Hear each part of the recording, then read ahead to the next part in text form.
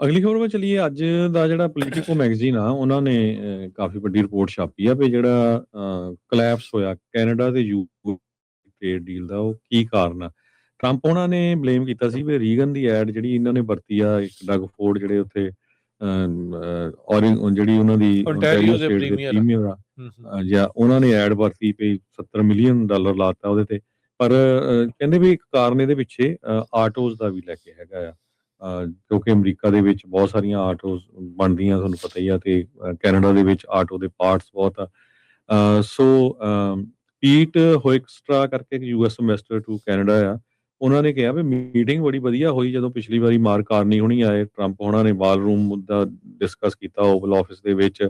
Even ਇਹ ਵੀ ਕਿਹਾ ਵੀ design ਤੇ ਸਾਨੂੰ ਆਪਣੀ ਸਲਾਹ ਦਿਓ। ਪਰ 16 ਦਿਨਾਂ ਬਾਅਦ ਇਹ ਸਾਰਾ ਕੁਝ ਕਲੈਪਸ ਹੋ ਗਿਆ। ਟਰੰਪ ਉਹਨਾਂ ਨੇ ਕਿਹਾ ਵੀ $75 ਮਿਲੀਅਨ ਤੁਸੀਂ ਐਂਟੀ ਟੈਰਿਫ ਐਡਵਰਟਾਈਜ਼ਮੈਂਟ ਕੈਂਪੇਨ ਕੀਤੀ ਆਪਣੇ ਮੁਲਕ ਦੇ ਵਿੱਚ ਓਨਟਾਰੀਓ ਦੇ ਪ੍ਰੀਮੀਅਰ ਡਗ ਫੋਰਡ ਵੱਲੋਂ। ਤੇ ਨਾਲੇ ਉਹ ਕਹਿੰਦੇ ਵੀ ਉਹ ਫੇਕ ਸੀ, ਜਿਹਦੇ ਵਿੱਚ ਜਿਹੜੇ ਸ਼ਬਦ ਵੀ ਵਰਤੇ ਗਏ ਸੀ ਉਹ ਪ੍ਰੈਜ਼ੀਡੈਂਟ ਰੀਗਨ ਦੀ ਸਟੇਟਮੈਂਟ ਸੀ ਜਿਸ ਟਾਈਮ ਤੇ ਉਹ ਪ੍ਰੈਜ਼ੀਡੈਂਟ ਸੀ। ਤੇ ਬਾਅਦ ਦੇ ਵਿੱਚ ਜਿਹੜੀ ਰੀਗਨ ਦੀ ਫਾਊਂਡੇਸ਼ਨ ਦੇ ਜਿਹੜੇ ਆਫੀਸਰਸ ਹੈਗੇ ਆ ਜਾਂ ਜੋ ਵੀ ਜਿਹੜੇ ਉਹਨਾਂ ਨੂੰ ਹੈਂਡਲ ਕਰਦੇ ਆ, ਉਹਨਾਂ ਨੇ ਇਹ ਕਿਹਾ ਸੀ ਵੀ ਸਾਡੀ ਪਰਮਿਸ਼ਨ ਤੋਂ ਬਿਨਾਂ ਜਿਹੜੀ ਇਹ ਵਰਤੀ ਗਈ ਹੈਗੀ ਆ। ਪਰ ਬਿਹਾਈਂਡ ਦਾ ਸੀਨ ਕਹਿੰਦੇ ਨਾਰਥ ਅਮਰੀਕਨ ਆਟੋ ਸੈਕਟਰ ਬਹੁਤ ਜ਼ਿਆਦਾ ਫਰਸਟ੍ਰੇਟਡ ਸੀਗਾ ਕਿਉਂਕਿ ਉਹ ਇਸ ਐਗਰੀਮੈਂਟ ਦੇ ਵਿੱਚ ਇਨਕਲੂਡ ਹੀ ਨਹੀਂ ਕੀਤਾ ਗਿਆ ਸੀ।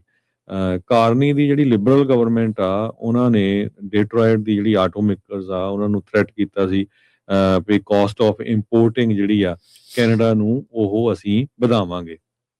ਸੋ ਅਕਤੂਬਰ 7 ਨੂੰ ਜਿਹੜਾ ਵਾਈਟ ਹਾਊਸ ਨੂੰ ਟ੍ਰਿਪ ਸੀ ਕਾਰਨੀ ਹੋਣਾ ਦਾ, ਉਹ ਸੀਗਾ ਦਾ ਸੀ ਵੀ ਕੋਈ ਨਾ ਕੋਈ ਡੀਲ ਬਣੂਗੀ, ਪਰ ਉਹ ਡੀਲ ਕੋਈ ਵੀ ਨਹੀਂ ਬਣੀ। ਕਾਰਨੀ ਨੇ ਕੀਸਟੋਨ ਐਕਸਲ ਪਾਈਪਲਾਈਨ ਦਾ ਮੁੱਦਾ ਵੀ ਲਿਆਂਦਾ ਸੀ, ਜਿਹੜਾ ਕਿ ਤੇਲ ਅਲਬਰਟਾ ਤੋਂ ਯੂਐਸ ਮਿਡਵੈਸਟ ਨੂੰ ਆਣਾ ਹੈਗਾ। ਤੇ ਟਰੰਪ ਐਡਮਿਨਿਸਟ੍ਰੇਸ਼ਨ ਤਾਂ ਉਹਦੇ ਲਈ ਖੁਸ਼ ਸੀ, ਉਹਨਾਂ ਨੇ ਤਾਂ ਪਿਛਲੇ ਦਿਨਾਂ 'ਚ ਸਟੇਟਮੈਂਟ ਵੀ ਦਿੱਤੀ ਆ ਵੀ ਅਸੀਂ ਆਲਰੇਡੀ ਰੈਡੀ ਹੈਗੇ ਆ। ਪਰ ਉਹ ਵੀ ਜਿਹੜੀ ਹਜੇ ਤੱਕ ਜਿਹੜੀ ਗੱਲ ਆ ਉਹ ਕਿਸੇ ਤਰ੍ਹਾਂ ਸਿਰੇ ਨਹੀਂ ਚੜ ਸਕੀ ਹੈਗੀ। ਤੇ ਜਿਹੜੇ ਉੱਥੇ ਦੇ ਕੈਨੇਡਾ ਦੇ ਆਪੋਜੀਸ਼ਨ ਦੇ ਲੀਡਰ ਹੈਗੇ ਆ, ਉਹ ਕਹਿ ਰਹੇ ਆ ਵੀ 1 ਸਾਲ ਹੋ ਗਿਆ ਜਿਹੜਾ ਸਾਡਾ ਪ੍ਰਾਈਮ ਮਿਨਿਸਟਰ ਆ ਇਹ ਅਮਰੀਕਾ ਦੇ ਨਾਲ ਕਿਸੇ ਤਰ੍ਹਾਂ ਦੀ ਜਿਹੜੀ ਡੀਲ ਆ ਉਹ ਨਹੀਂ ਬਣਾ ਸਕਿਆ ਤੇ ਕਸੂਰ ਜਿਹੜਾ ਆ ਉਹ ਮਾਰਕ ਕਾਰਨੀ ਦੇ ਵਿੱਚ ਹੈਗਾ। ਜੀ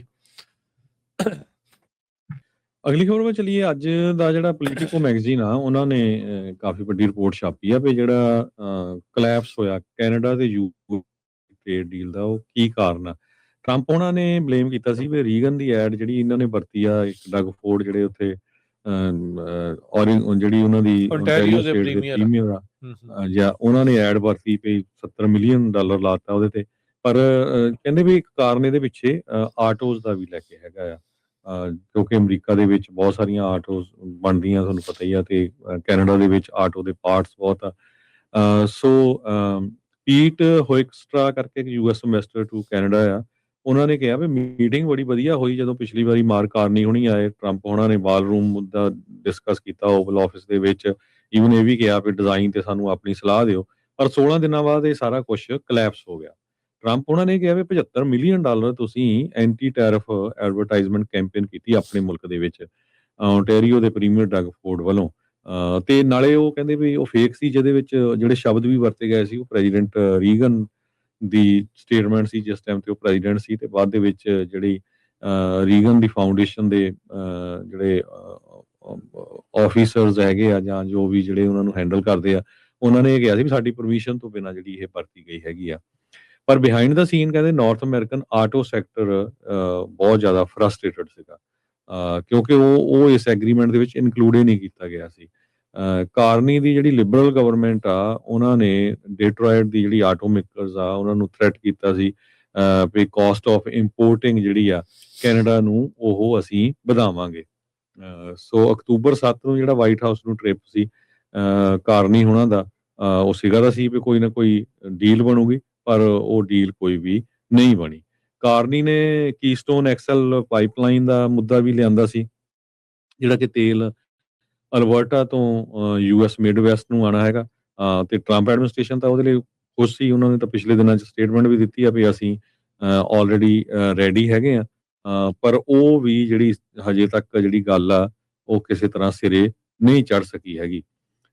ਤੇ ਜਿਹੜੇ ਉੱਥੇ ਦੇ ਕੈਨੇਡਾ ਦੇ ਆਪੋਜੀਸ਼ਨ ਦੇ ਲੀਡਰ ਹੈਗੇ ਆ, ਉਹ ਕਹਿ ਰਹੇ ਆ ਵੀ 1 ਸਾਲ ਹੋ ਗਿਆ ਜਿਹੜਾ ਸਾਡਾ ਪ੍ਰਾਈਮ ਮਿਨਿਸਟਰ ਆ, ਇਹ ਅਮਰੀਕਾ ਦੇ ਨਾਲ ਕਿਸੇ ਤਰ੍ਹਾਂ ਦੀ ਜਿਹੜੀ ਡੀਲ ਆ ਉਹ ਨਹੀਂ ਬਣਾ ਸਕਿਆ, ਤੇ ਕਸੂਰ ਜਿਹੜਾ ਆ ਉਹ ਮਾਰਕ ਕਾਰਨੀ ਦੇ ਵਿੱਚ ਹੈਗਾ। ਜੀ